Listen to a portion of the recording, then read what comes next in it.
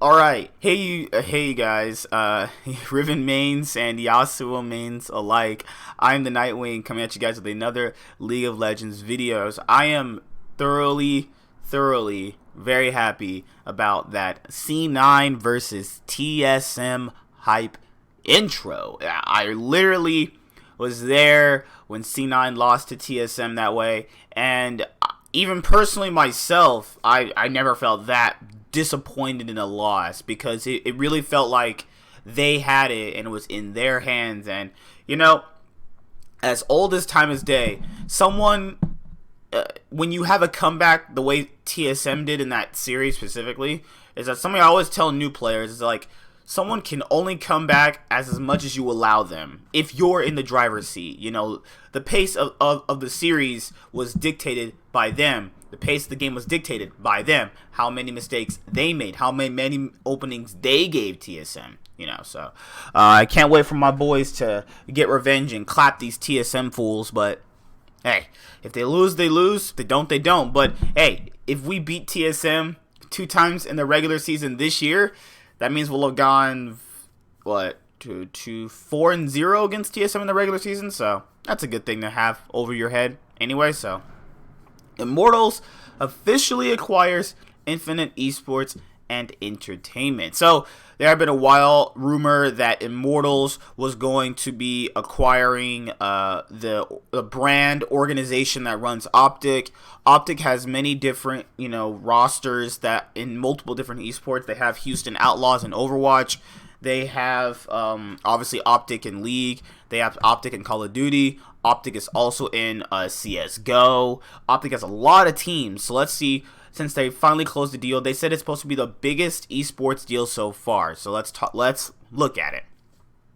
Immortals Gaming Club has officially acquired Infinite Esports and Entertainment, the parent company of Optic Gaming and Houston Outlaws. Neil Leibman and Ray Davis of Texas Esports, the company that owned majority share in Infinite Esports and Entertainment, will become shareholders in Immortals Gaming Club. Leibman will also join the board alongside the likes of Steve Cohen, Meg Whitman, and Steve Kaplan. Alright, Ari Siegel, CEO of Immortals Gaming Club, discussed the acquisition in a release. Today we announced a transformative transaction for our organization and a landmark transaction for our industry. Across our family of brands, Optic, MIBR, LA, Valiant, and Immortals, IGC's total audience size is nearly 3 times larger than our nearest competitors. That's really interesting in terms of how popular they are in other esports and how that is a good thing to translate into the League of Legends community. When you factor in your Immortals already were a fan favorite team. When they were denied, I had never seen the fan base like on Reddit and Twitter. I had never seen the fan base so mad at Riot before. And a lot of people get mad at Riot, for the patches or whatever and how they create the game, but it really felt bittersweet when they left because, I always argue that Cloud9 changed the LCS for good, obviously. But Immortals did too, and Immortals did a lot for the LCS, and I know some people always ragged on them a lot about how they only made like 1 finals and they kind of choked in playoffs. Well, they kind of did.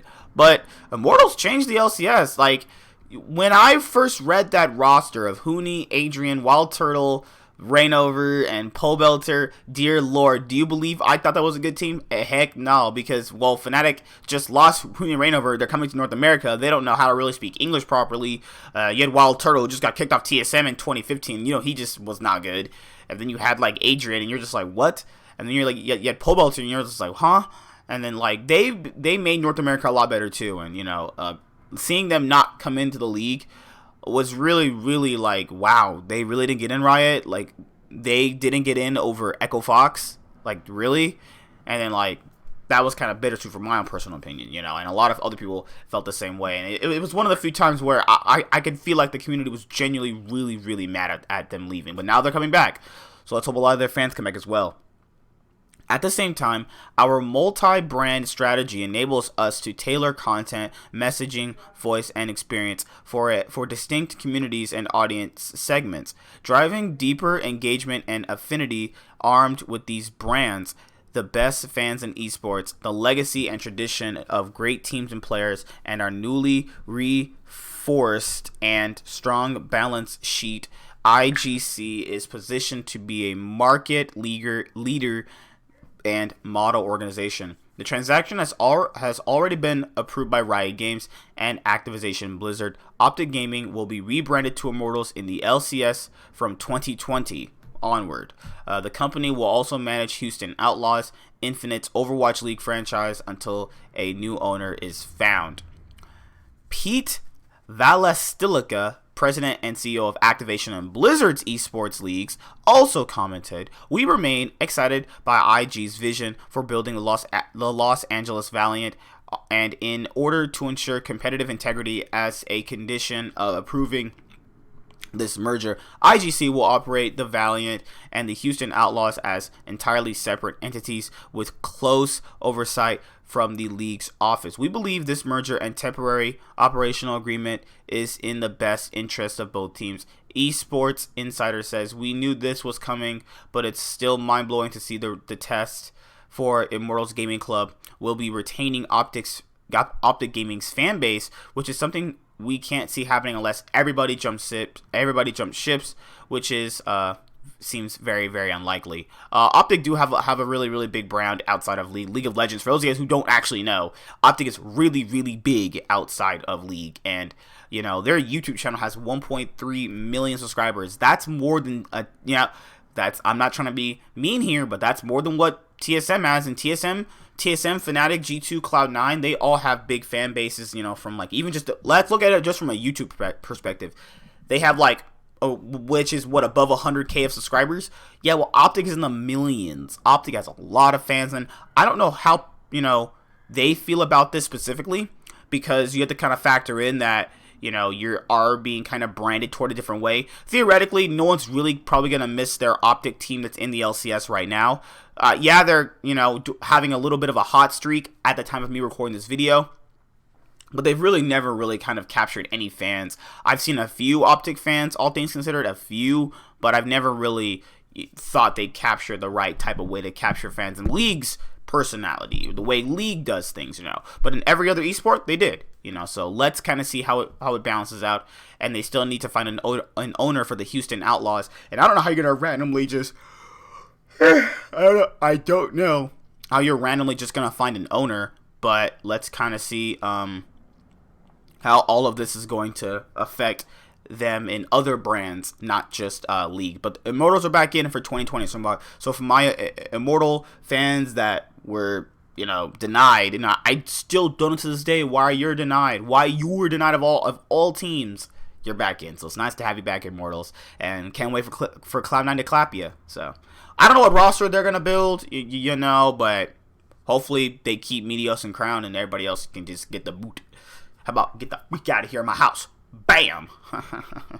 Alright, Invictus Gaming rookie to take LPL hiatus due to family health issues. The star mid laner is headed home to South Korea.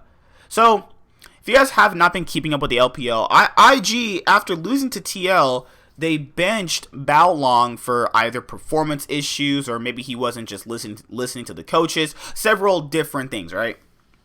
Well, their downward spiral kind of continued, and I know the record really won't show that, but they almost lost to like some of the worst teams. They lost to one of the worst teams in the league in Victory 5. Then DMO, I forgot what team they were rebranded as. DMO, that they were a team last split and they got rebranded to a different team this split. They just realistically, they just have not looked the same.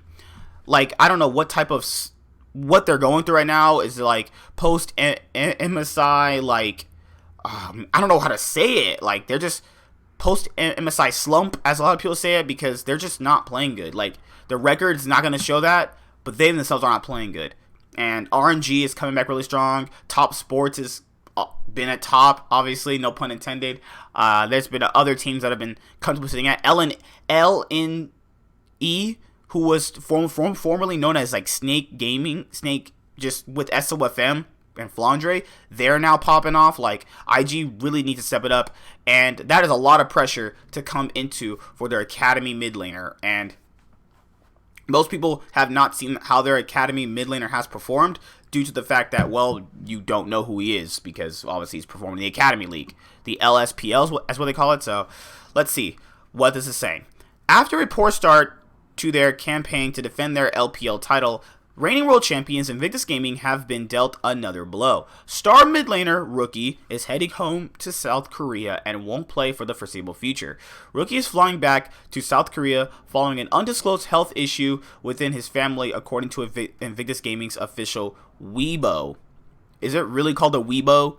The Weibo announcement also didn't give a time frame for Rookie's return, so the team could be without him for some time. With a world's title to his name, Rookie has been a core part of IG for a long time, and his absence will be felt. As a result, Invictus will add their second sub to the starting roster, Forge. This comes after support Lucas was subbed into bottom lane following Bao Long benched earlier this month. Rookie's absence could massively weaken Invictus, since he's often regarded as one of the best mid laners of all time. After being one of the players who left Korea to play in China during the Great Korean Exodus following the 2014 season, Rookie has established himself as the best mid laner in his region and has remained faithful to IG since 2014. There's been a lot of ups and downs. You guys remember IG at Worlds in 2015? A lot of people like to remember them at 2018 Worlds, but IG at 2015. Woo. Not much is known about Forge, formerly known as Zen, but he's listed as the starting mid laner for Invictus Gaming, young in the LPL secondary league, the LSPL. See you guys later. Like, comment, subscribe. Most of all, enjoy. Nightwing signing out. I hope everything gets better, Rookie. You're a great man, and I don't sweat anything. Let's hope the Shy and the Duke can carry people, and so can Jackie Love, because right now IG are going through a lot, but your family means things before. It means everything before. Don't be like rushing all the way back here. League of Legends will always be here, despite what a lot of people think, in my own personal opinion. But yeah, thank you, Rookie, for all your service of showing people that Faker can be brought down and that other Koreans can be brought down, as you are a Korean taking on other Koreans in another region. Yeah, it's just one of those great things of League of Legends, is that, a player like him gets taken out because of family things, and players are, the fans of Invictus Gaming are probably like, man, he has to go deal with family stuff. It's what's important. It's what always matters, So see you guys later. Bye. Have a good day, and let's hope IG somehow bounces back from their really ugly, trash-looking games. Good luck, Rookie. I wish you all the best, buddy.